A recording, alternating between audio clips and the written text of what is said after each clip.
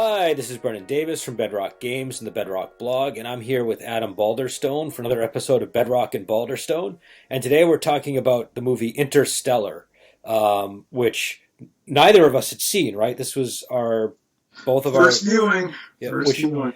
which it came out in 2014. I remember seeing the ads for it. I was going to see it, and I ended up not seeing it. And I find in not my later years, but at this time in my life, when I don't see something after a month or two, then my chance to see it is kind of passed. And then and so, but what the reason that I wanted to do it was, number one, I wanted to do some science fiction movies, but number two, the soundtrack for this movie and the soundtrack for Inception and a lot of other Hans Zimmerman movies are pretty popular, and they'll pop up on YouTube and stuff if you like soundtrack type music. And so I kept hearing Interstellar all the time, just because it was popping up. And I was intrigued by, sometimes people will they'll put a movie soundtrack on YouTube and they'll show clips of the movie or something. And I saw just enough clips of it that I was like, I really kind of want to know what happened in that scene. So that's what prompted me to want to watch it, and Adam agreed to do this. So, and for those go ahead. I'm sorry. I'm not just not really giving opinion, but yeah, I mean, I was kind of happy that I remember the trailer from back in the day, and it's like the trailer doesn't show you much, which is rare nowadays. I was like, oh, there's a whole lot more of this movie. So yeah.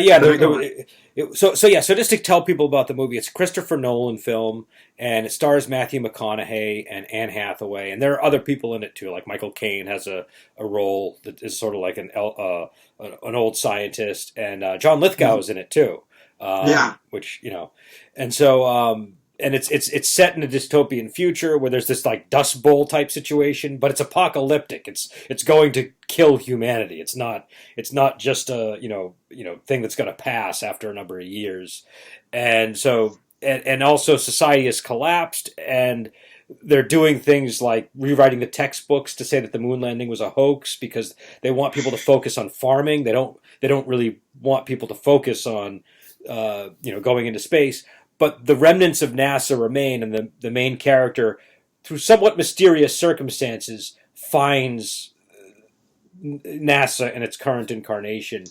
And because he's a former pilot, he gets wrapped up in this mission to save humanity and goes through a wormhole with a crew to explore 3 potential worlds that they could launch something. I think, what do they call it? Project B? Was that what it was called? Plan B? Well, there's Project Lazarus, but they've got their Plan A and their Plan B for what they're going to do with Project Lazarus. Yeah. And so Plan B was they had all of these inseminated eggs, basically, in a canister that they were somehow going to just grow humans.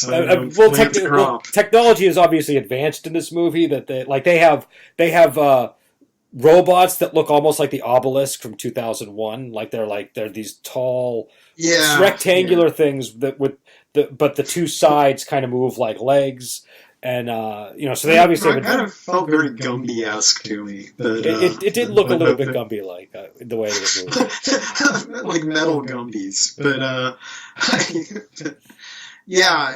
it's. I mean, I've seen that idea before of, the thing is, they have, a faster than light way to get somewhere in this, but I've seen the idea floated in science fiction before that if we don't have faster than light travel, we send these eggs in slower than light ships that take hundreds of years, and then the robots kind of grow all these humans on the planet so that, you kind of have this new human population that this is planted there, rather than people from Earth actually going. But no, before we get into our reactions to the movie, would you classify this as hard science fiction? Does this feel more on the hard end of the spectrum to you, or where does it fit? It's weird because it's inconsistent. There's things about it that were definitely cool, kind of hard science fiction ideas, and there's things about it that's just like, I don't know. I had a lot of issues during the first hour, to be honest. Is where I had most of my issues. But I know I don't want this earlier in the podcast. I don't want to get into talking about the ending, but I don't know. It's I don't know, medium well done, perhaps, science fiction. Yeah, I'd put it at like the 75% mark for hard science fiction is about where I put it. Yeah. It depends on like I actually looked up some of this because some of the stuff was like, is that science-y or not? And but when I looked it up, it turned out there was like a scientist that was involved in writing it. It was clear. It was clear there was some real research done in parts, and I feel like if they threw out the softer ideas and it just made it a hard science fiction movie, I actually would have liked it. It's not like I'm opposed to soft science fiction, but I feel like the muddle they had going weakened the movie. Which we can get into when we talk about the end of we talk about. I'm not talking about my feelings, but just to give my feelings. But apparently the guy, like, he was involved not just as a consultant. Like, I think he was like very linked to the whole venture, and he had a rule that they couldn't violate the laws of physics in the movie. Okay. That was a rule, which would extend to stuff like how black holes affect time and things like that. Yeah, so that stuff was very cool. So there were areas where the writer was like, look, we really needed to do this rather than that. But the general pattern they followed is then the science advisor would go and find a way to justify that scientifically. So if you go online and you look at reactions among scientists, this is like one of the most high-rated films, apparently, for science, which I wouldn't have assumed after. I mean, I definitely thought it was in the harder end of science fiction, but there's a lot of stuff that I thought would have pissed off scientists. And when I looked at... being one of the higher movies that impresses science is still a very, very low bar. So. No, it is, but my impression is this one seems to be like the one that they all point to now. Do you know what I mean? In terms, like...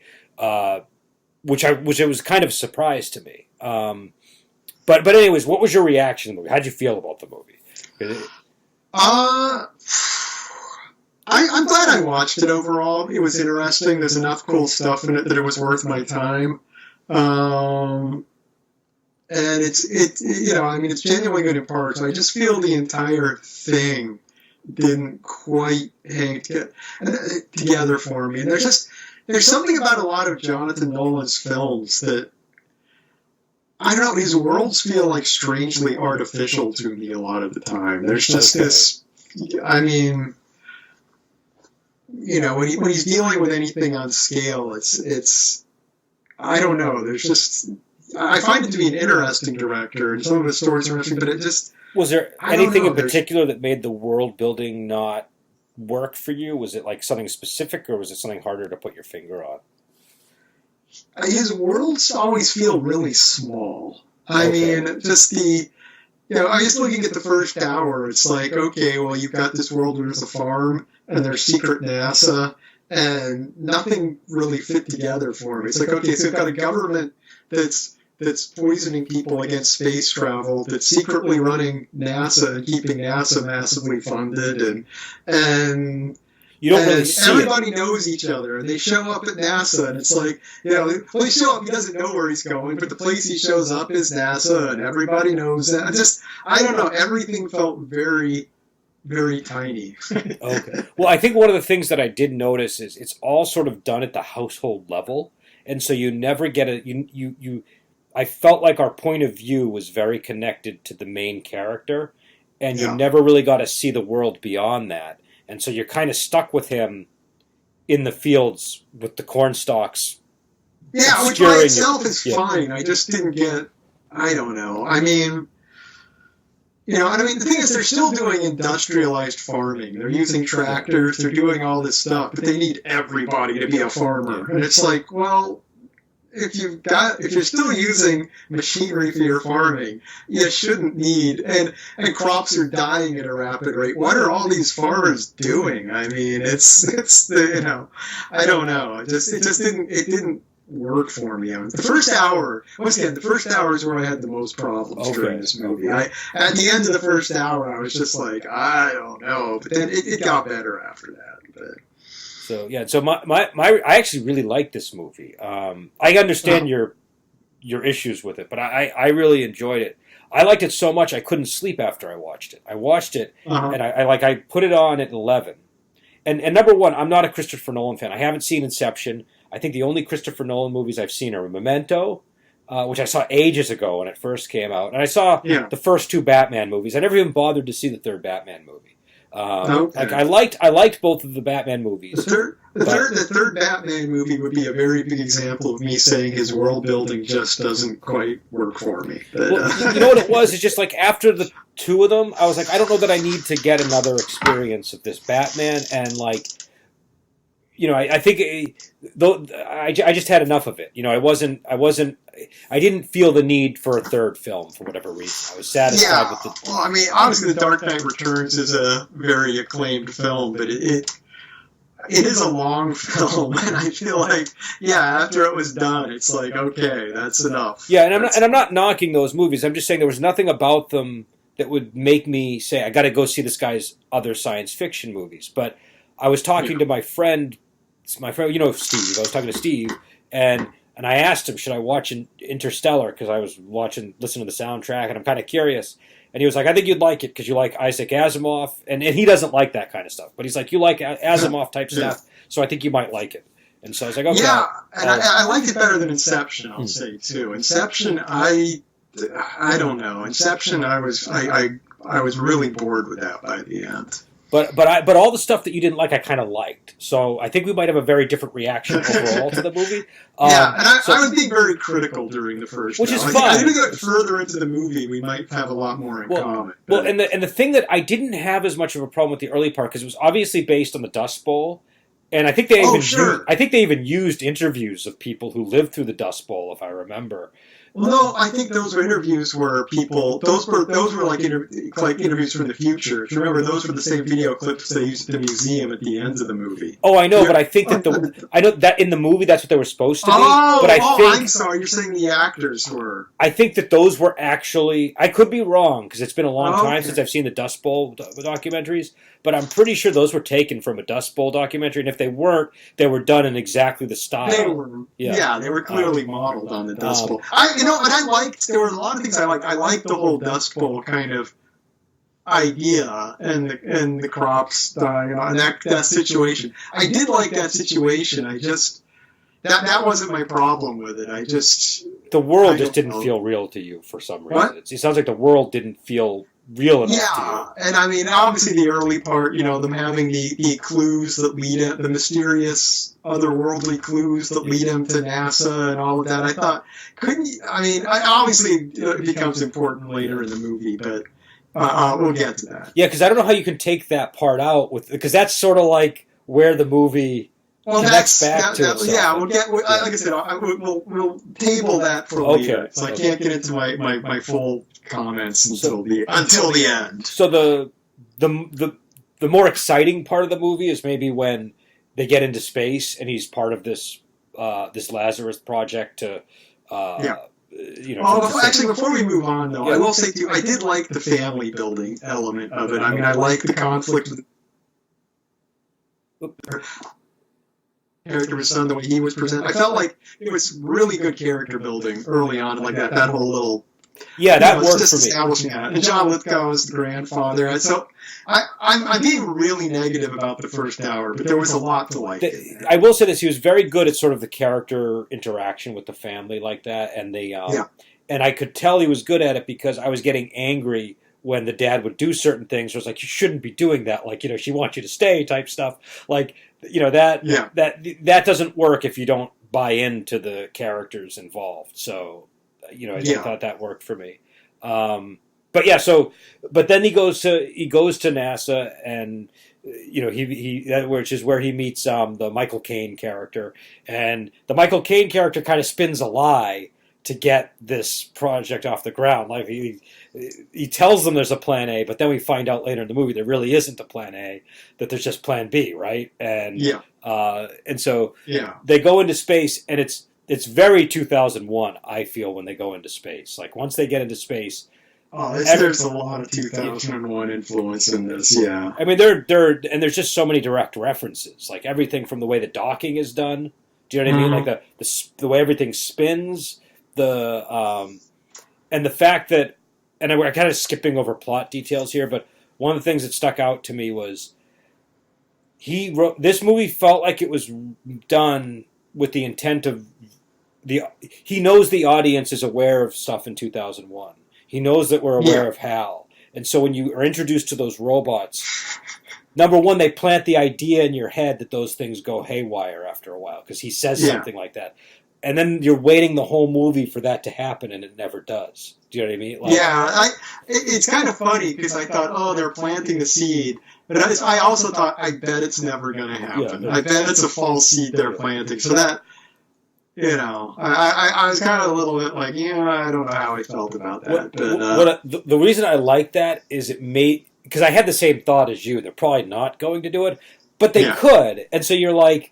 The whole time you're nervous about the robot. Like anytime the robot is given responsibility to do something important, you're worried that it's gonna, because they ask the robot to sacrifice himself, and there's almost a tone in his voice when he agrees to it, and you're like, oh shit, he's gonna like destroy them so that he doesn't have to sacrifice.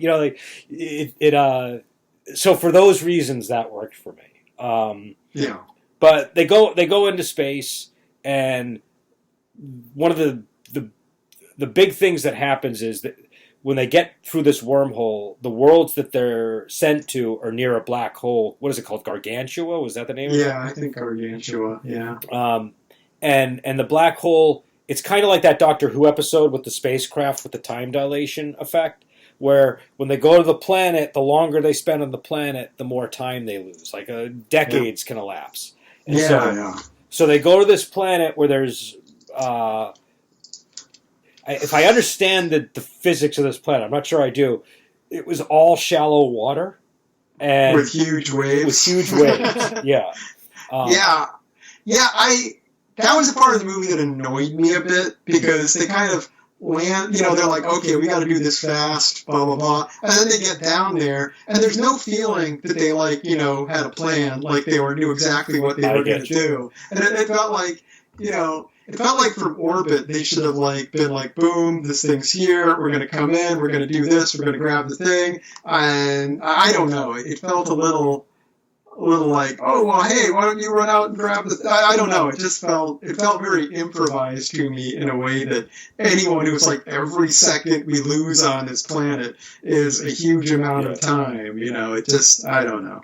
Yeah, I can sort of see that. Like there was no real discussion of what to do ahead but of then time. I guess they wouldn't have known what was going to be there when they landed. So I'm not saying they should have known about the waves or anything, but they were, even without the wave, because that's the thing, they've already got the time threat that they're losing time by being there, and so, then having, there's a huge wave, so you need to hurry. It's like they already needed to hurry. I like the wave, I have to say, because I thought the wave was a cool effect. Yeah. Well, not just that, because with this kind of, when you're dealing with this kind of science fiction, like I'll take The Martian. I like The Martian, but one thing that The Martian sometimes had a problem with is it just kind of goes on and nothing happens, right? Like there's this danger of, okay, they go to the planet and there's no real threat because they're just going to a planet. It's all very sort of straightforward. And I like how the wave added, number one, I like that it added an intensity to that scene. But also the fact that it was just coming from a wave. It wasn't like there was a monster underneath the thing. That it was just a wave. I assume probably the wave is, because you've got this black hole, which is a huge gravity thing. It's probably just some crazy tidal thing from the black hole. Well, and I looked up a Neil deGrasse Tyson explanation of that because he's commented on this movie a lot on YouTube. Okay, so there are a bunch of other scientists who have, but he talks about that scene. He says that the science of it is basically sound, but the wave would be more like it would have been more rounded. It wouldn't have been, like that. But, that too, but he said otherwise, the science of it was fairly reasonable. So, but yeah, so I don't know. I enjoyed that scene, but what I also liked was the emotional impact of when they go back up and they've lost 20 years, and they're getting the messages from Earth, and his kids are adults. I thought it was okay. Here's the one thing that I thought was weird. Casey Affleck is his son as an adult, so his son starts out with like a real rural, like southern or midwestern type. Like he sounds like a country boy, and then you got Casey Affleck, who, no matter what accents he's doing, there's always that Boston accent in in there somewhere. Do you know what I mean? Yeah, that's something where your Boston, citizenship, made you see something I just didn't even hit me. But I can see how that would that would change it for you. And then of course Matt Damon shows up, so it still sort of works because somehow having an Affleck and a Damon in a movie, but yeah, so. But I thought that was really effective. I thought the loss of 20 years, and that continues to kind of be a threat throughout the movie, is one of the things I liked about it. That was where, as far as hard science fiction elements, that was a hard science fiction element of the movie that worked really well for me. I really liked that. And apparently the thing with the wormhole being a sphere is what they would actually. That's like that was real too. They explained that well too. That was another good point. Yeah, because they said, what is a hole in 3 dimensions? And it was, that instantly sort of clarifies what's going on there. But I don't know if they said, what's a hole or what's a circle in 3 dimensions? I can't remember, but whatever they did, it was effective. So I don't know, did you have any, up until this point, any other issues, any other thoughts before we get to... No, I mean, it's... like I said, this was a part of the movie where I was really, really kind of invested in it. I was really enjoying the movie at this point. Now, the next... So after this, they have to choose between 2 planets, right? Because they go there and it's just water, and the reason that they have a problem when they get there is they're supposed to go down... There have been astronauts sent to each of these planets, and they're supposed to recover the data and also get the astronaut. But the woman's ship crashed or something. So I was a little confused about why these initial astronauts were all just kind of left there. If they were able to, if the ship they were on was able to come back, I don't know. I just wasn't quite clear on why they were all one-way trips. But yeah, I don't know either. It seems a little overly convoluted a plan. We're going to send these people one way, they're going to have another one, and there's going to be signals. Well, I think they were all sent as scouts, and then this was the follow-up. Yeah, so, I know, but but I don't know. But maybe they had more time to plan the missions. I don't know. It could be. Yeah. And there was a weird time thing going. That's not necessarily a plot hole. I just was never quite clear on what the deal was. Yeah, some of that stuff I found a little bit confusing at first too. And so they have to choose now between 2 other planets, and one of them, Anne Hathaway is in love with the astronaut that is on one of the planets. I think. Did they give his name? It was like Edmund or something. Was that the? That sounds right. Or was that the name of the planet? I don't know. One of the two. Maybe it was Edmund. Yeah, it was Edmund was the guy, I guess. Yeah, and so her and Cooper, who's the main character, Matthew McConaughey plays Cooper, have this conversation about which planet they should go to, and Cooper is skeptical of going to the Edmund planet because he knows she's in love with him. And I guess the thing is. There's a signal coming from the non-Edmund planet too, saying that hey, come here. This one is a good planet. So. Yeah, it's like really good, right? Like the data's really good, and I guess her hesitancy was because it was closer to the black hole or something. If I remember, there was she had some reason for. I've forgotten what her official hesitancy was. I think she said it was closer to the black hole, so she thought it was less likely to have the ingredients. I do recall her dialogue now. Yeah, and so they go to that planet. Number one, the guy's named Man, which is really on the nose as this. This is kind of like where a lot of the drama of the movie really happens. They start intersplicing scenes between what's going on with him and what's going on Earth, and a whole range of things happen. So number one, this is the point where we find out that. Michael Caine's character lied about Plan A, and they get there, and Man is in hibernation. He comes out, and he's he starts weeping right away, which to me was the red flag that something was up because if I remember, they had said something about Man being like the best of the best, like he was supposed to be the top astronaut, right? Like wasn't he? There was something significant about him that they I think they had I don't know. I might have missed that. I could be misremembering. I don't want to. If you don't remember it, maybe I'm wrong. But I thought they had said something like that. They may have, yeah. But the moment you see him crying like that, it just feels like something like nobody else has reactions like that in the. Do you know what I mean? It just seems like maybe there's something. This guy isn't is hardy as the other astronauts, or something's not quite right. Yeah, yeah. And but I mean, it was perfectly understandable because he's been isolated on this planet for ages. But like, still, you know, they really lingered on that scene, so it just kind of made me uneasy when I saw it. And basically, rather than the robot betraying the characters, man is the one who betrays the character, which is why it is on the nose. But it's one of the reasons why I like this movie. That it's kind of like rhyming a little bit with 2001 and riffing with it, and so you know, like the. But anyways, this is the scene where man basically tries to throw Cooper off of a cliff, and a whole everything just sort of tumbles out the window once the shit hits the fan in this scene. So, what did you think of this portion of the movie? Was there any, you know, we can get into the details as we talk about our reactions to it, I think. Yeah, I don't know. I like this section of the movie. I mean, you know, the things that Matt does are don't entirely make sense, but the character's pretty crazy, so it's not really, you can't really make it a fault. It's like, well, what was he doing? Like, if he killed Cooper, you know, I mean, it's so I don't know. He was gonna then go back and then what would he tell everyone else? And then I don't know. It just didn't seem essential for him to kill Cooper because everyone would still know he was lying unless he killed everyone. I think he was planning on killing everyone because. Well, yeah, I say that. The only reason he pushed the button, which he confesses, is because he was alone and that people would come. And I guess he would go back to Earth. So yeah, I guess it would be fine. So yeah, I'm just piecing it together. So never mind. Well, so his own words were he was doing it for survival, basically, right? Like he said, he got to that point where he realized he couldn't.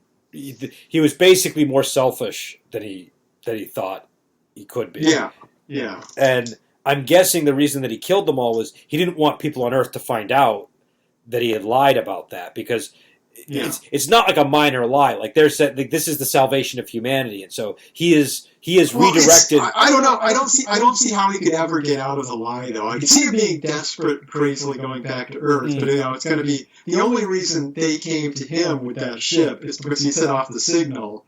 But by setting off the signal, he's saying, oh, this is a really prosperous one. So when he comes back, he has to tell people, yeah, this is the planet. Let's send people to that planet. And, you know, I get what you're saying. I get what you're saying. There's ultimately, you know, it's just not a lie. It's, you know, there's no way out of the lie once he gets back there. I guess it's hard to say without knowing what he was going to do when he got to Earth. Oh, I know. That's the hard. And like I said, it's not a movie.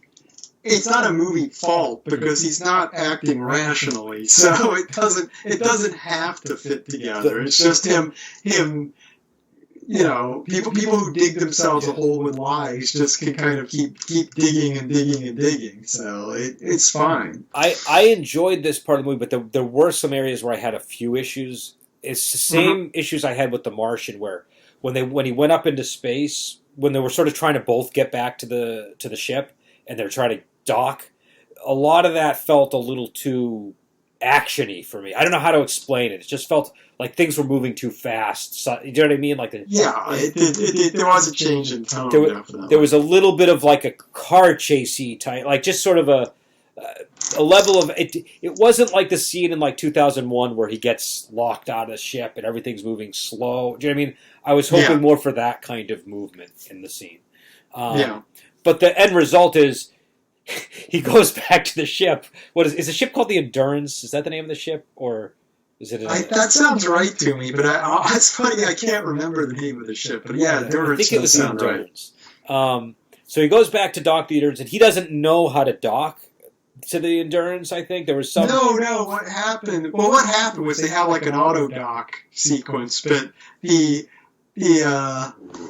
robot disabled the auto on his ship because he didn't trust the guy. And at some point, it's because he basically, it turns out the robot is the only one that figures out that guy is nuts. Because Cooper, if you remember, Cooper says to him, when it's like, he says, yeah, well, I went ahead and changed the codes, and it's like, whoa, what's your trust rating? And he's like, obviously lower than yours. Okay, yeah, I remember that. Which was great. Yeah. That was a great piece of dialogue in the movie. But he basically causes the Endurance to have, like, the dock goes horribly awry, and there's an explosion, and portions of the Endurance are blown away. Man is killed. Man is played by Matt Damon, which I think was a good choice because he's one of these actors that is easy to hate. It's kind of like he's kind of playing a similar type character to like the guy in The Departed in a way. Do you know what I mean? He's like that kind of guy. Like you just don't like him. He worked very well. I didn't know he was in the movie, so it was kind of a surprise. I was like, "Is that Matt Damon?" Yeah, I had the same it's like reaction. when you first see him, he's kind of all puffy and crying and stuff. And I was like, I kind of had to do that. I was watching it on Amazon where you can call up the little thing of who's in it, and I was like, "Is that Matt Damon?" Yeah, it is Matt Damon. Okay.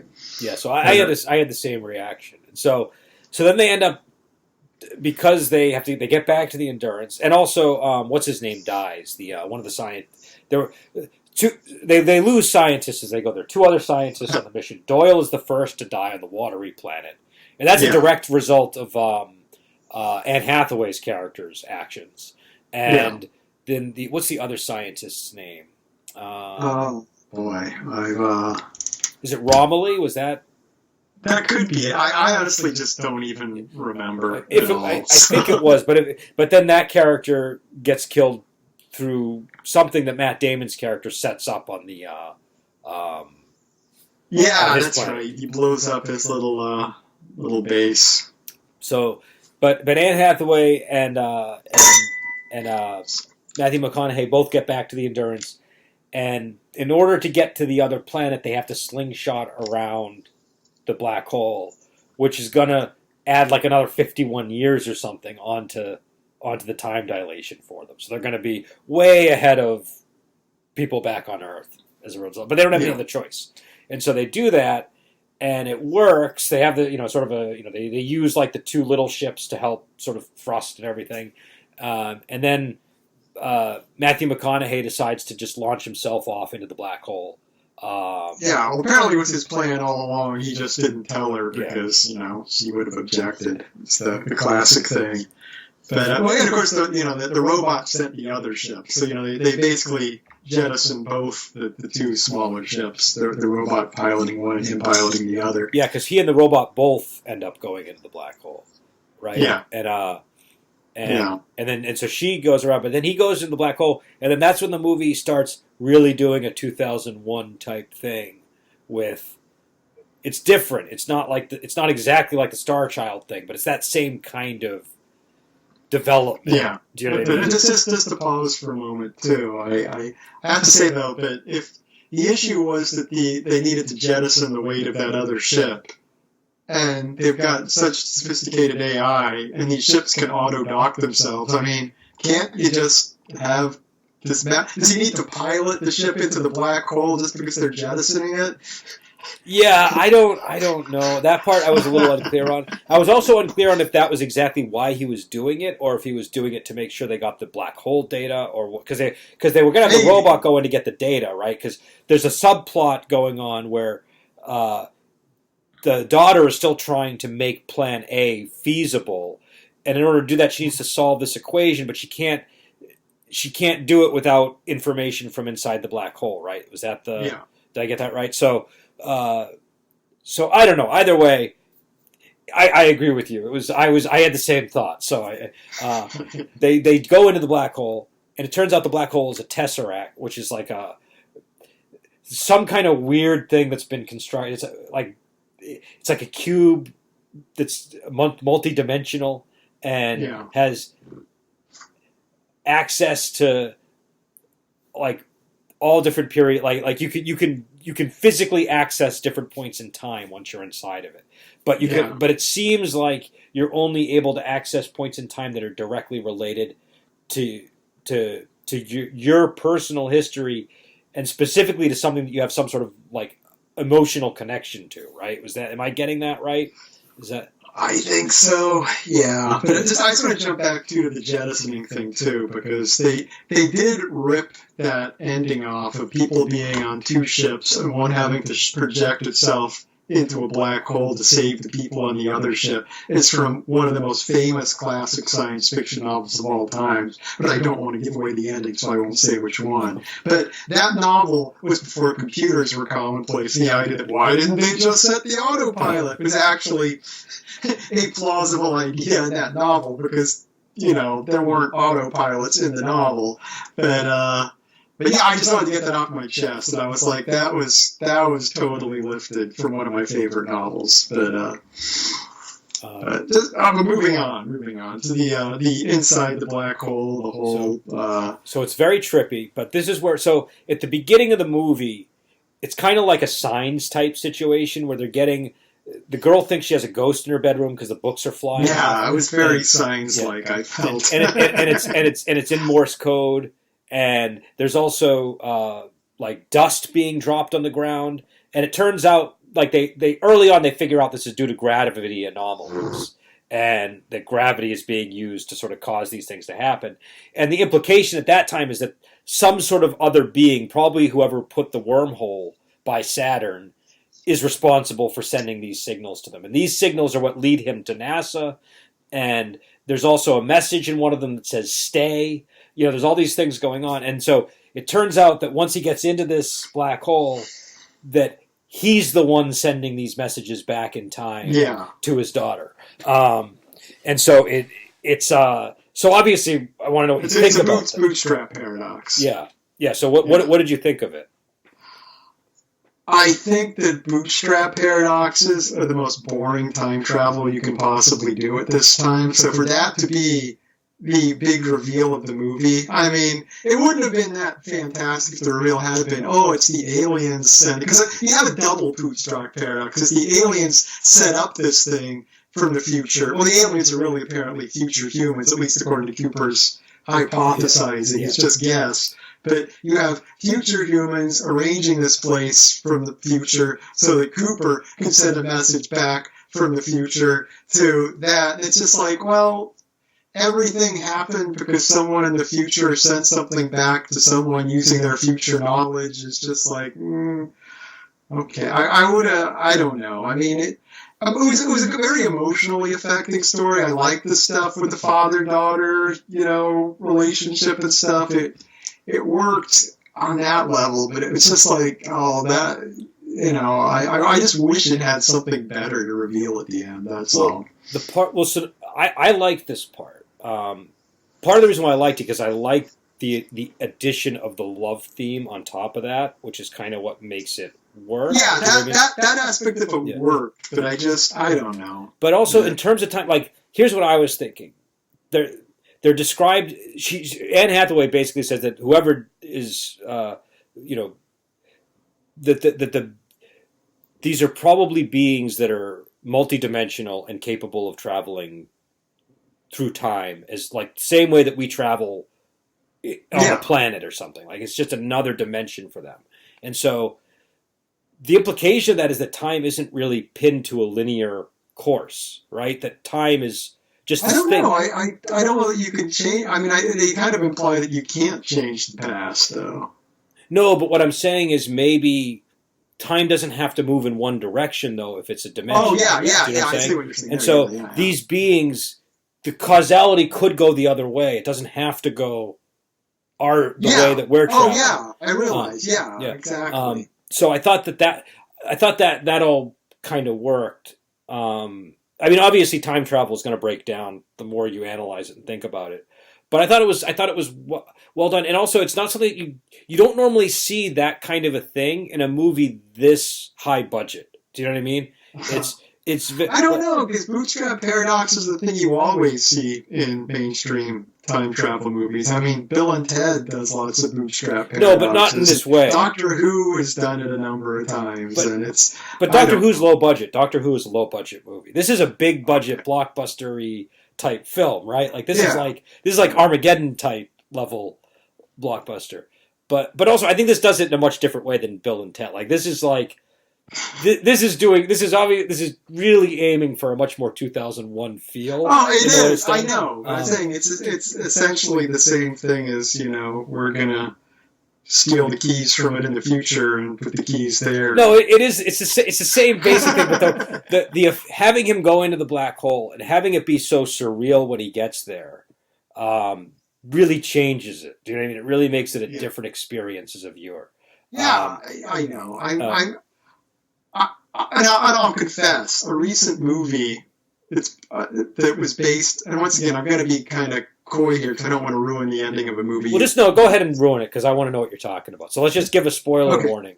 Okay, spoiler warning for Arrival, which is based on a fantastic short story called The Story of Your Life, which is from the 90s, which was it's a story I've really liked for years. They made it into a movie, and it's a good movie for the most part. It's well directed. It's by the guy who's doing Dune. Well directed, but the screenplay writer just added all this Hollywood nonsense to it. The thing is, they add a bootstrap paradox to it, and the whole point of the movie is that time is this unchanging singular thing, and you can't change it. It uses a bootstrap paradox that's added, which is not part of the story, but just to give that's the dramatic conclusion of the movie is they're doing this thing which.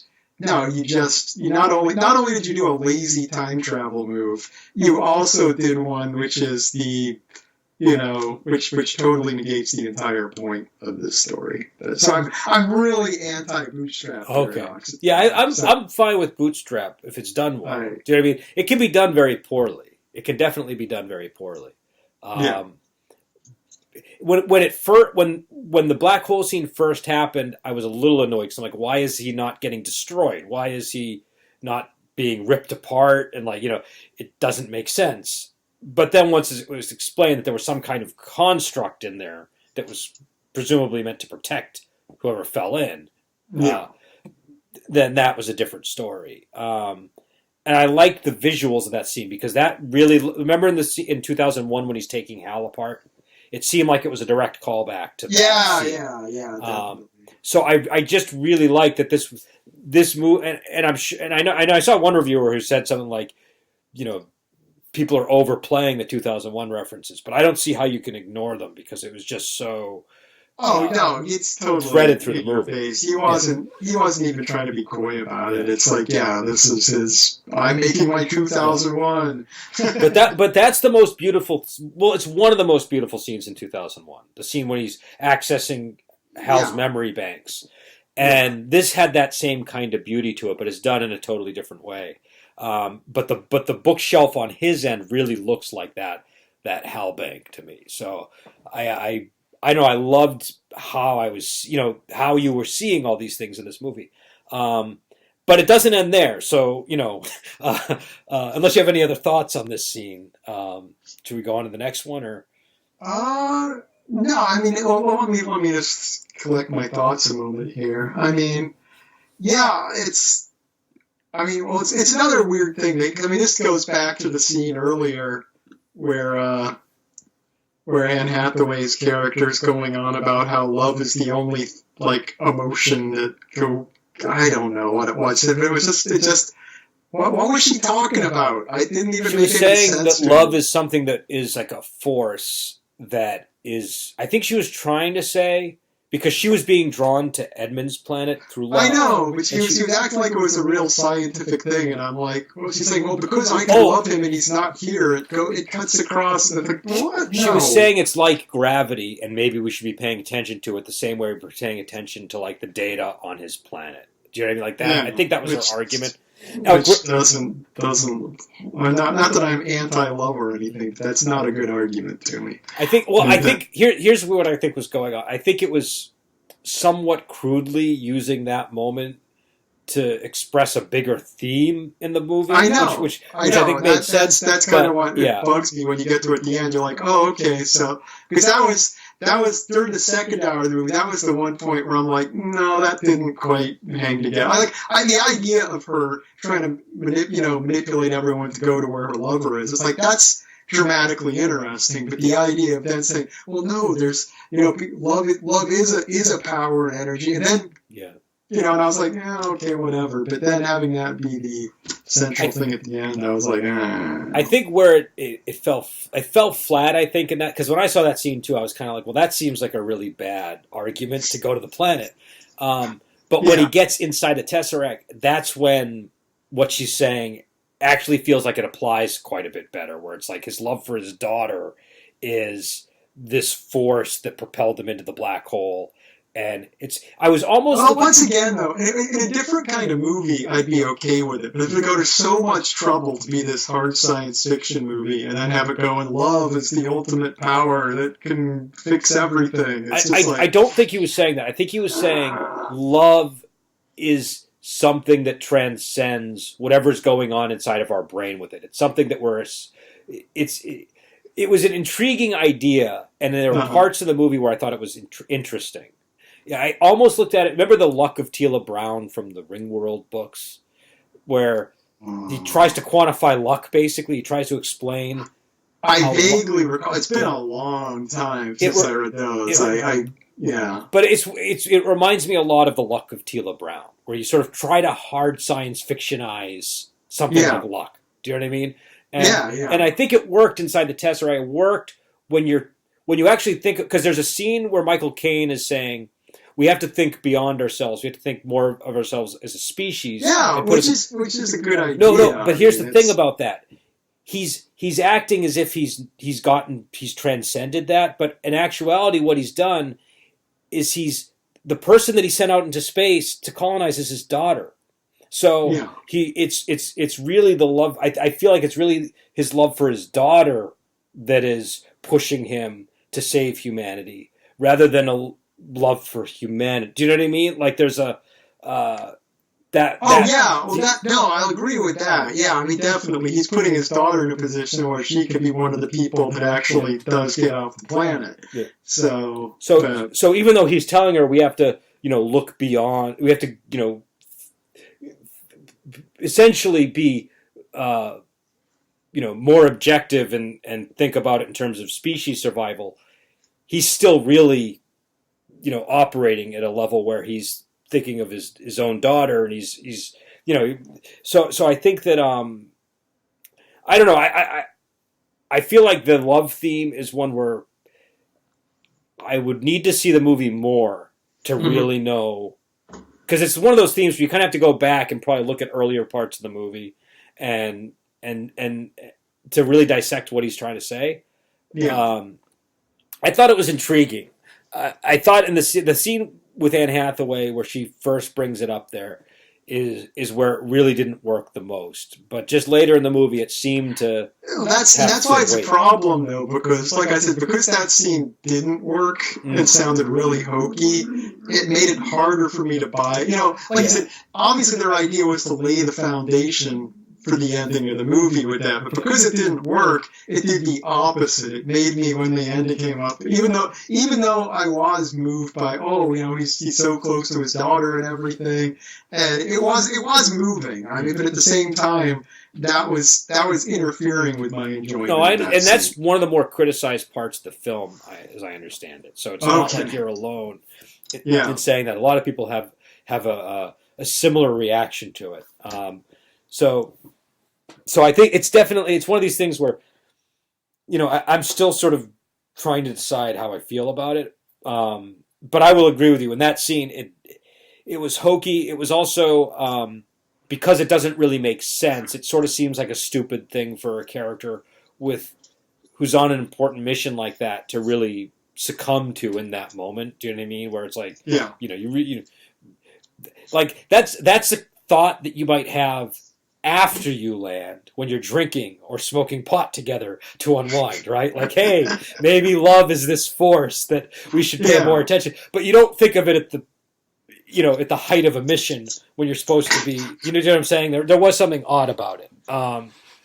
Especially for her character. I think if her character had been presented in a different light, if she had that I don't think her character was that well presented, to be honest. No, she wasn't. In the movie, that is a flaw in the movie. Is that it's nothing against Anne Hathaway's performance. She does the best she can with what she's got. But compared to Murphy or Cooper or those, or it's like they were like actual characters. But yeah, she was even Dr. Romilly is more fleshed out than her character. Yeah, I know, which is weird. No, I agree with you. I think on the one hand, sometimes it's not a bad thing to have neutral. Not every character has to be fleshed out, right? But No. this is a scene where because we only had the limited information we had about her, I just assumed she was a very straight-laced, serious person because that's how we really saw. And so they kind of set her up that way. So having her spout that is just like it's this. It doesn't seem like something she would say. Yeah, like if she had like, I don't know, some kind of weird philosophy book on her shelf or something to indicate, she had like some kind of healing, something that gave us an indication. Well, they could have done that because she's on the mission because she's the daughter of the professor, and it's like they could have made her, she's kind of this weirder, unconventional character, but they didn't do that. Or another way to do it would have been to introduce that idea in a conversation earlier, so she's not just bringing it up out of the blue. Because I think the fact that she just brings it up out of the blue and it kind of T-bones you. You're sort of like, wait, what? Did she say love? Like, so and maybe they were going for that. Maybe they wanted you to kind of do a double take and say, did I hear her correctly?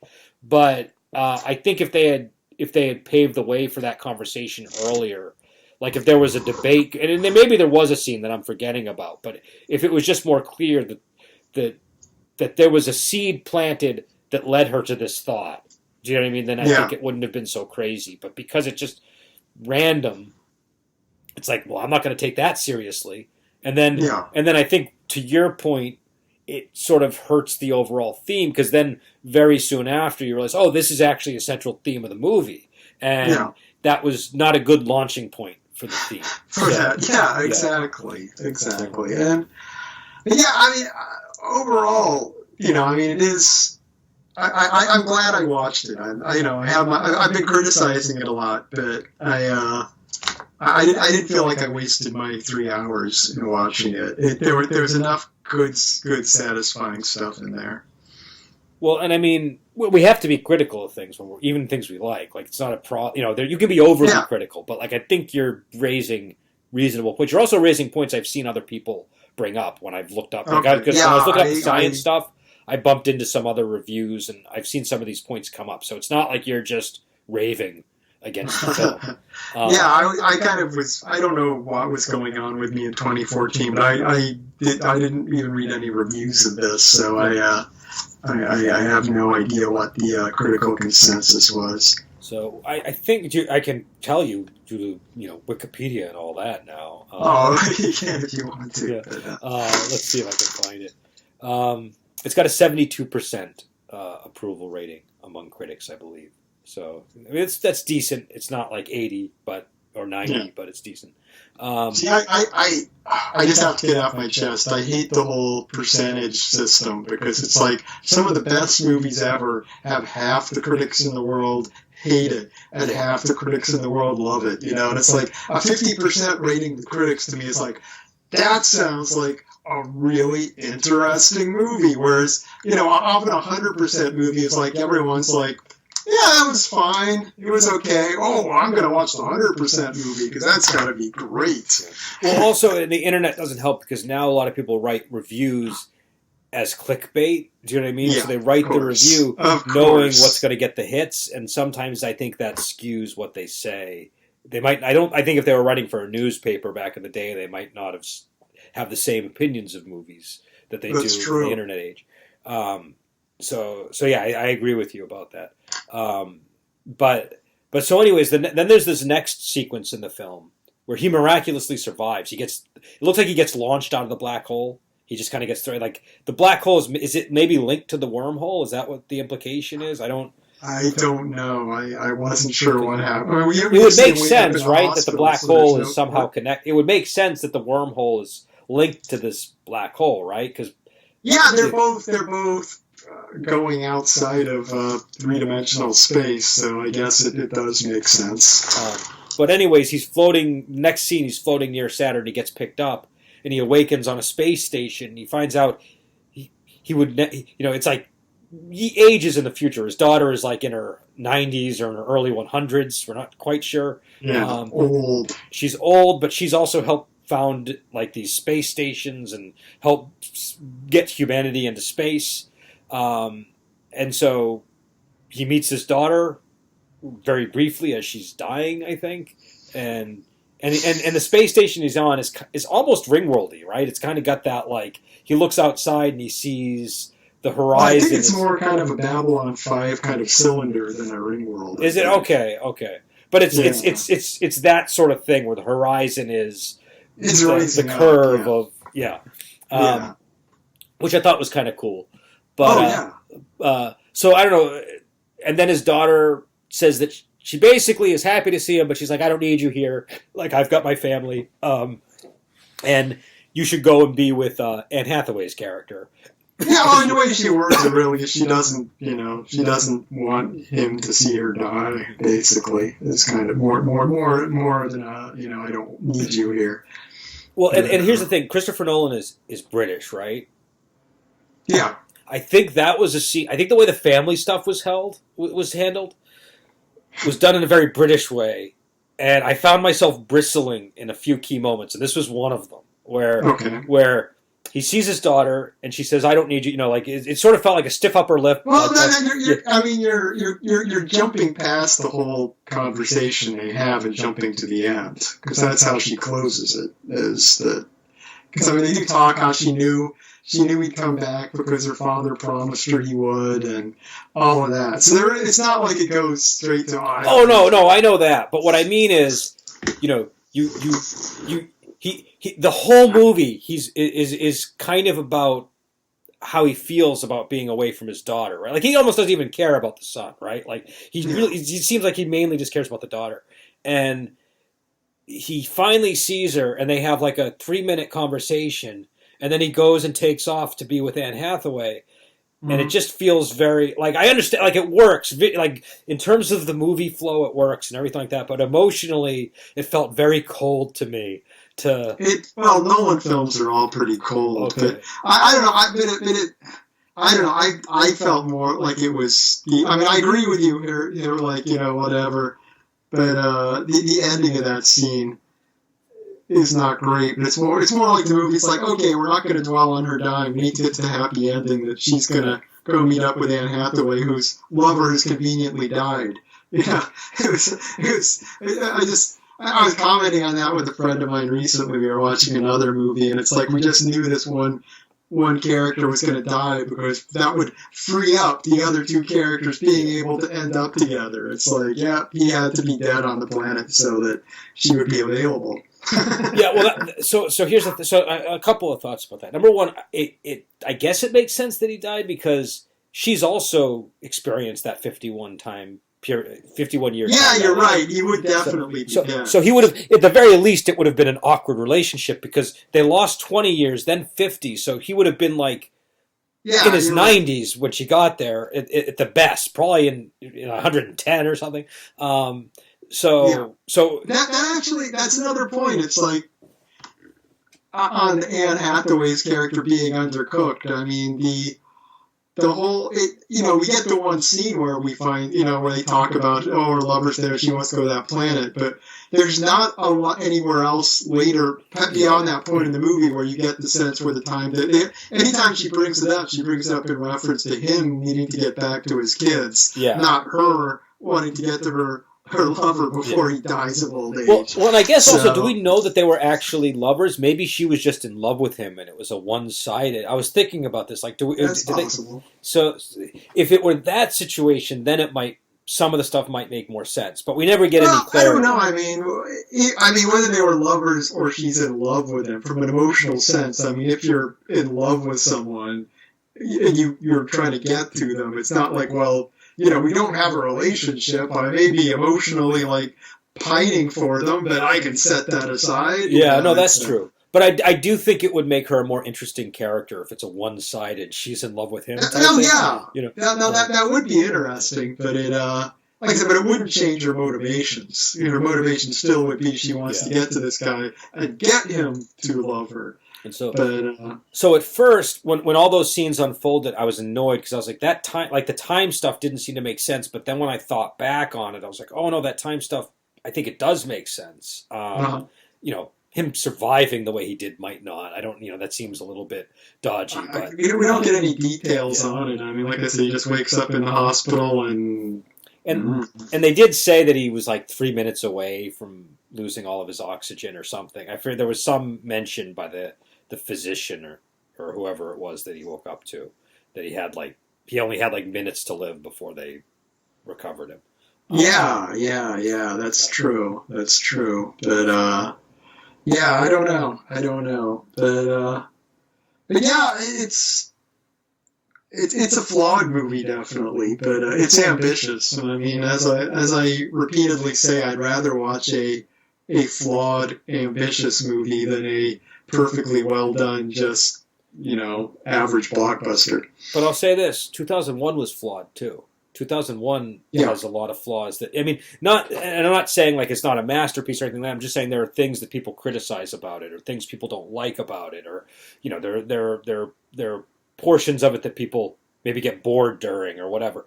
And so I feel like, to me, this movie I thought was surprisingly good. It was I liked it better than I expected, because I remember getting a really tepid response. And part of me would, and like I said, I liked this better than Inception. Inception I found pretty disappointing. I felt like ultimately it just, it was clever, but not clever in a way that moved me in any way whatsoever. Whereas this had much more emotion than Inception, and it was. And like I said, there is a lot of actual good science in this movie, amongst things that didn't quite hang together. I mean, to go backwards in the movie, I have to say the whole thing with the blight, where Michael Caine's explaining that we breathe oxygen and these things breathe, but the blight breathes nitrogen, which we can't even breathe. So soon there won't be any oxygen left. And I'm like,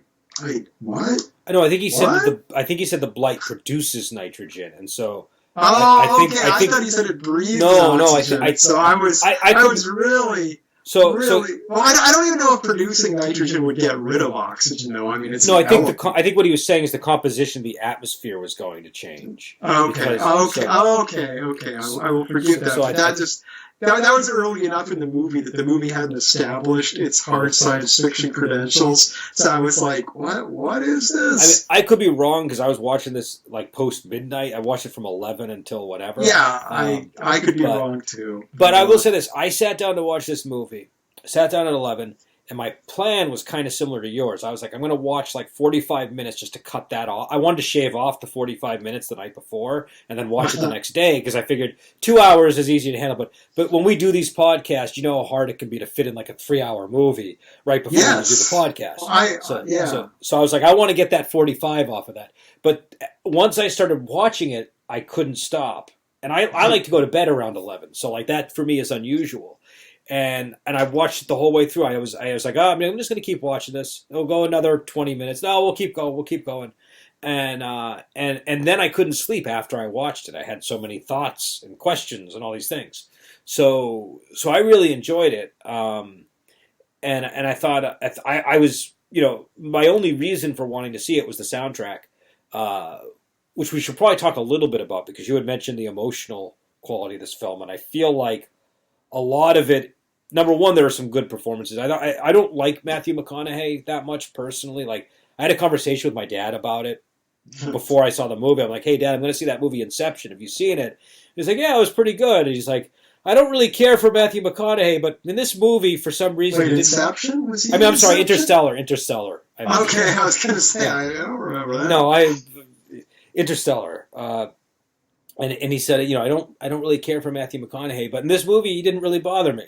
And I thought that, number one, I thought he was well cast for this film, because you're supposed to believe that he's a farmer, and you're supposed to believe that he's capable of piloting a spacecraft at a complex level. And he was in that movie Contact, and even though he didn't play a scientific character, him being in that movie helped me buy him in this movie. Do you know what I mean? Yeah. But his performance when he's inside the Tesseract, I thought was very moving. I thought he did it all the. Oh yeah, McConaughey was great in this. Yeah. I remember years ago, like 10 years, I had a conversation with Matthew McConaughey about Matthew McConaughey with my father too, many years ago, which was like he was like, yeah, he's like, my father was like, that guy's really good, and I said, he's a jerk, and I said, and he said, yeah, but he's fantastic at playing a jerk, and I was like, oh, you're right. He's right. Yeah. Because I was thinking about what I was thinking about. Not that I've always liked him and stuff. I'm like, yeah, he's actually really good. I liked him in that movie, Tropic Thunder. He played like some agent or something, and he really added a lot to the film with that character. I think a lot of my issues with Matthew McConaughey are my own bias and my own just personal dislikes of things that he does. But when I was watching this, I was like, he's a good actor. Do you know what I mean? Like, he's a very good actor. Yeah, so, and I know he gets a lot of shit from people, so I was kind of like, this movie helped really change my opinion of him as a, just as a performer. But the emotion stuff, I think between the performances, between something about the kind of music that this movie has, and when it's in space, it's like a combination. You get the dramatic element with the humans, but you also get this awe-inspiring element that's kind of religious. And, the soundtrack was very good. It totally worked. Hans Zimmer is one of those people where I don't always want to like listen to his music, like just listen to it, but it's really good soundtrack music. Yeah, well, because his music, how do I put it?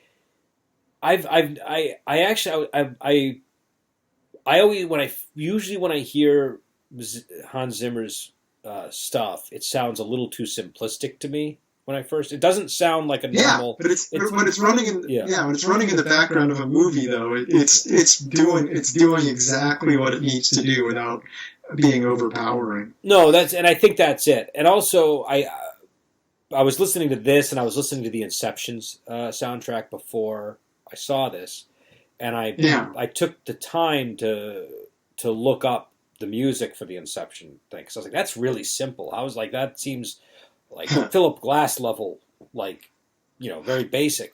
But then when I looked at the actual chords and I was playing them on the guitar, I was like, this is simple music, but it's actually very inspired music. It's not like, it would be easy to criticize it for not being complex enough, at least from the portion of the soundtrack I was looking at. I'm sure maybe there's like other areas of it where it gets more complicated, but the main theme was fairly straightforward.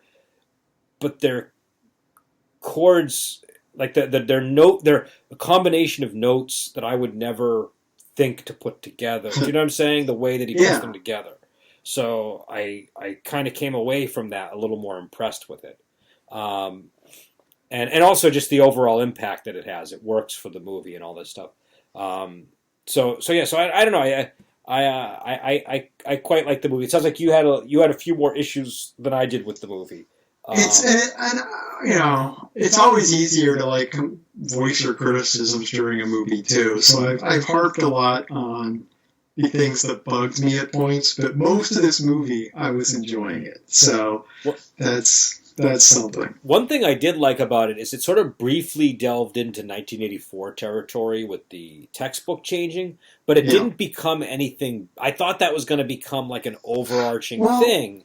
That was, I mean, like I said earlier on, it kind of bugged me that it's like, okay, well, the government's putting out all this anti-space travel propaganda and running this big giant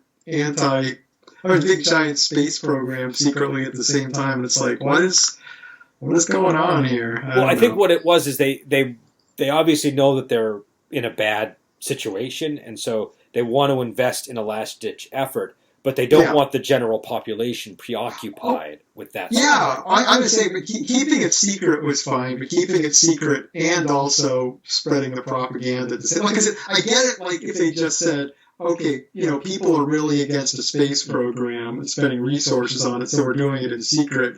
But then simultaneously, trying to poison people against the idea. Okay. So here's where I think that's interesting. Is the Murphy character sort of explains, like, she's somebody who obviously is born to become like a scientist or a doctor or something that's not a farmer, right? And I think just the fact they don't want people like that. They want everybody to conform and be a farmer because they need as many people. Whatever this blight thing is, it's requiring them to just put as much resources and energy into farming as they possibly can. So I think, which I said was something that didn't quite gel for me, but you know. But my point was actually that what I liked about the propaganda thing was that it didn't become this big over. Like they do it, but it's not like they're not so concerned with it that you're going to get like thrown into prison and shot because you know they just generally want to sort of push that as sort of the official stance of the government, and they want the textbooks to reflect it. But they're not they're not doing stuff like, taking extreme measures to expunge people who, as far as we know, maybe there's stuff going on. But I just thought that it was kind of like a light 1984. It was there, but it wasn't hugely oppressive in the way it is in 1984. It was more insidious because people were just buying into it, and you sort of saw that with the son character. Do you know what I mean? Though at the same time, I was a little bit uncomfortable with some of that stuff actually, because it seemed a little bit elitist to me, to sort of like it made sense. Like on the one hand, it makes sense because we've kind of moved to a place culturally where like NASA was not getting the funding that it maybe should be getting, and and so I understand sort of the point that he's trying to make. But it's all kind of done at the expense of the farmer characters. Do you know what I mean? We're sort of like, do you know what I'm saying? Like there's like I agree. Yeah, I agree. I kind of felt that way too, but because it was, I mean, basically they make the farm. It's fine, it's enough to say, the people that make the farmer characters not interested in space travel. Yeah. That's enough. But to add the whole plot line, which we didn't get into, of they're not treating their kids' illnesses, it was like, okay, well now you're going too far with it now. You're just turning them into villains now, and that you didn't need to do that. And Casey Affleck is the father, and in that situation, and he's got the beard, and he's kind of got the crazed, angry look going on throughout all those scenes. So you're clearly supposed to read him as that sort of type of person. He's sort of be a bad guy at that point. Now, they U-turn it when you think what's going to happen is that he's going to go ape shit and he's going to like kill the guy from, what was it, that 70s show? Topher Grace. Topher Grace. I can't remember his name. I was so surprised to see him in this movie. I was like, Topher Grace is in this? Like, and he's playing this character? But you think he's going to, like, murder Topher Grace and maybe even kill Murphy. Yeah, you know what I mean? know. It really did lean that way a little bit. But it was a fake out, because she comes out and she shows him, no, Dad cared about us the whole time, and then it kind of deflates the tension of whatever was building. It's that once again. That resolution of the tension didn't really land properly either. That was another scene. Like I said, I don't know. I felt like they didn't do the relationship between the two siblings very well in this movie. I bet. Yeah. Well, here's I agree with you in that I think what they were going for is they were trying to build him up. They were trying to make you think that they were trying to make a statement about the farmers, number one, and they were sort of putting that villain layer on him. But it was only temporary, and the effect that had is all the temporary stuff doesn't really make sense for his character, because up until that point, he's a simple guy, but he's not like a bad guy, and he doesn't seem to have hatred for his sister or anything, and so it just doesn't it doesn't really make sense. So I think that the like some of the stuff that is going on with the relationship between the brother and the sister makes sense in that they're taking different paths, and there's kind of a fox and the hound type of situation emerging. I just feel it could have been handled. Like I said, them going in different directions is fine. that would work. But I don't feel like I feel like for setting that plot line up, they just didn't invest enough in it to make it really work. And that final scene where she comes out, it's like, I've got the answer. I wasn't feeling anything during that scene, and I feel like that should have been a big moment. Okay. I mean, I was relieved that he didn't kill her, but like I was relieved he didn't kill her, but honestly, I didn't think he was going to kill her, because that would have been. I just didn't see like the kind of movie where he was going to kill her, and it's like, oh, and then it's lost. And I don't know. It just didn't seem like it was building towards that. I don't know. But it was. But also, they were trying to parallel, because those scenes were being intercut with like all the stuff that was going on the planet with Man. So I think that was supposed to kind of be a reflection of the conflict between Cooper and Man. Do you know what I mean? Yeah. So. Yeah. But but like you said, it's ambitious. So like some of it doesn't. It didn't succeed at everything it tried to do, but but overall, I was pleasantly surprised by this movie. I had very little desire to see it. Actually, I kind of had to muster up the energy because same here. I didn't put it on until like late last night, and I kind of kept. I could have watched it like hours earlier. I kept coming up with other things to do, and then I'm like, oh, that's actually not bad. And that's the thing; you never know what's gonna like when there's a movie like this that you're gonna watch. You never quite know. Am I gonna be into this? Am I gonna be bored to tears? And then there's the added weight of, well, we agreed to do a podcast on it, so we're gonna both have to sit through it either way, and it's almost 3 hours. For 3 hours. So I was happy that I liked it as much as I did. It made me want to go see Inception because I haven't seen that either. But now that you're telling me it's not as good, maybe I'll it's not terrible. I mean, a lot of people like it, but I don't know. Well, you know what it is? Like, I'm at a point where I feel like culturally we all feel compelled to always go out and see the same things and watch everything and I don't like doing that anymore. I like to really pick and choose what I watch. And a lot of times that means watching a movie like this 6 years after it came out. You know what I mean? So I'm usually way behind the curve on a lot of these things. But I don't know. I just enjoy myself more if I do it that way. I don't like when I see a wave of people watching something on Facebook and then I'm supposed to watch it too because there's a wave of people watching it on. You know what I mean? Like that. Yeah. That always bothers me. So I don't think we have to watch all these movies, as much as we think we do. But this one was good. I really quite enjoyed it, and it really made me want to go and watch some. Like I was like, okay, now I need to find another science fiction movie of this caliber to watch, which is a tall order. But So if anybody has suggestions, I'm sure we'd certainly like to hear. But I can probably come up with something, but I'll wait till after the podcast. So I don't know, any closing thoughts on the movie? We've been going for like an hour and 20 minutes, which is this is going to be a long episode. Yeah, I mean, if someone's interested in seeing it, I would say go ahead and see it. And it does have a lot going for it. I mean, a lot of things I'm jaded about too. It's because I have read a lot of science fiction. Like I said, I can pick out points from like, oh, they took that from that book and that from that book and whatever. But don't you think science fiction? Like one thing I've noticed about science fiction is I often like different kinds of science fiction movies than I do books, because I think of the visual and sort of auditory part of the experience. You know what I mean? Like, like I probably wouldn't be as into 2001. Well, I liked the 2001 book, but I didn't like it as much as the movie. Do you know what I mean? Like, I thought the movie was a lot more entertaining. I've only read the short story that it was, not the actual novel, like the, what's it called? It's just called 2001, I believe, the novel. No, there's a novel.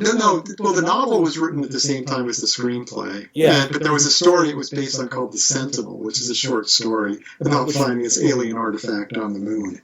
No, I've read that story too. But that was like the genesis of it, and then the actual novel is totally different from that story. I'm saying, but the novel was made at the same time as the movie, I believe. So. Yeah, no, it was. They were working together on it. Like and the novel's good. I don't want I like the novel. It's just that the novel is like decent Arthur C. Clarke, and the movie is like really high level Stanley Kubrick. Do you know what I mean? So it's just Yeah. like they're different things. And the book does something like in the book when you know the scene with the monkeys begin in the beginning. Yeah. Those they all have names, and there's a little bit you get some of the internal thoughts of what's going on in those. You know, those feel totally different in the book as a result. There are a few other things that I think were key differences. It's been a long time since I've read it. But I had like a really big Arthur C. Clarke phase, and that was, so I just read everything, Yeah. and I think I might have actually read the book before I saw the movie. But yeah, I would say I recommend it to people. I don't think it's going to land with everybody. Like obviously, it's a long movie, so I'd be reluctant to recommend this film to somebody who doesn't like science fiction movies, for example, Yeah. or somebody who doesn't like movies that have just a much more extended sort of lethargic way of telling a story. This isn't this isn't like Taken or a movie like that. So No, you need to have some patience to watch this, definitely. but if you like something like 2001, if you're the kind of person who Well, I would say this is a lot more accessible than 2001. Yeah. Because 2001 is a slow movie. Yeah, it is, I yeah. like it, but it's a you harder gotta be in the watch. right mood. This is easier to take. Well, what I was going to say after that was if you're the kind of person who, when you watch Aliens or when you watch Starship Troopers, if you really like the stuff that's like when they're on like base camp or when they're when they're in boot camp, if those parts of the movie are your favorite parts, then you might like a movie like this too. Sure. So it's that kind of a film. It doesn't have all the exciting actiony type thing. There is some of that, but it's not. It's mainly the more interesting parts of this movie are when the people are talking inside the spaceship. Those are the parts that I liked more than some of the actiony scenes. So anyways, it's Interstellar. Came out in 2014. It's a Christopher Nolan movie, and I don't think it's streaming anywhere unless you want to like rent it or buy it. Yeah, I rented it on Amazon, but it's not streaming. Yeah, I did the same thing. So it's worth renting. I think it's worth renting if it's your kind of movie. So all right, we will get going, and we will talk to you later.